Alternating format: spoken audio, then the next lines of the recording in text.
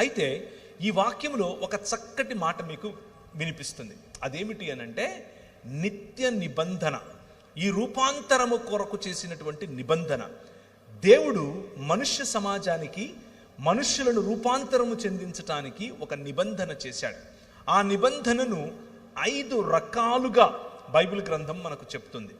5 ఆశీర్వాదముతో కూడినటువంటి ఆజ్ఞలను నేను మీకు చూపించాను.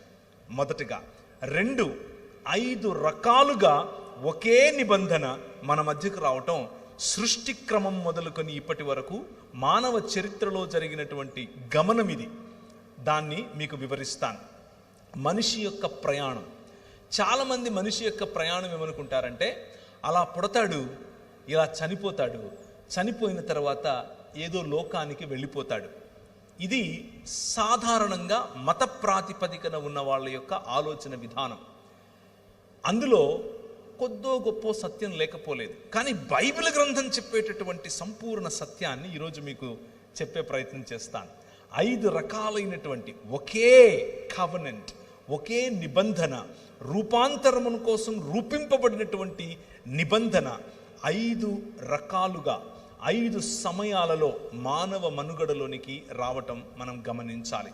మొదటిగా ఆదికాండములోనే మనుషులు విస్తరించి ఫలించి భూమిని నిండించి, కానీ వారి ఇచ్చ చొప్పున, వారి యొక్క ప్రణాళిక చొప్పున నగర నిర్మాణం చేసుకొని సంబంధాలను కోల్పోయి మనుష్యుల మధ్య మనుష్యులు హేట్రెడ్, మనుష్యుల మధ్య మనుష్యులు పొరపొచ్చాలు, సంబంధాలలో చేదు, మనుష్యులను కోల్పోయేటటువంటి మనుష్యులుగా తయారై స్వంత సహోదరుణ్ణి చంపిన తరువాత కయ్యూను వెళ్ళి నగరాలను నిర్మించుకుంటూ ఉంటే, ఎందుకు అనంటే భద్రత కోసం. ఎవరి నుంచి భద్రత అనంటే సాటి మనిషి నుంచి భద్రత అన్నటువంటి గోడలను నిర్మించుకోవటం మొదలుపెట్టాడు మనిషి.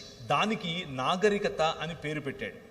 నాగరికతలలో ఎదుగుతున్నటువంటి మానవ సమాజం మెల్లిమెల్లిగా దేవునికి దూరం అయిపోయేటటువంటి మానవ సమాజంలోనికి దేవుని ప్రమేయం మనకు కనిపిస్తుంది. మనిషి యొక్క ఊహలోని, ఆలోచనలోని సమస్తము కేవలము ఎల్లప్పుడూ చెడ్డది అన్నట్లుగా మనిషి పతనావస్థలో ఉన్న క్రమంలో దేవుడు ఒక్క వ్యక్తిని ఎన్నుకున్నాడు. దేవుడు ఈ ప్రపంచాన్ని, అందులో ఉన్నటువంటి కలుషితమైనటువంటి మనుష్యులను రూపాంతరము చెందించాలి అని ఆశపడ్డాడు. క్రొత్త సృష్టిని చెయ్యాలి అని ఆశపడ్డాడు.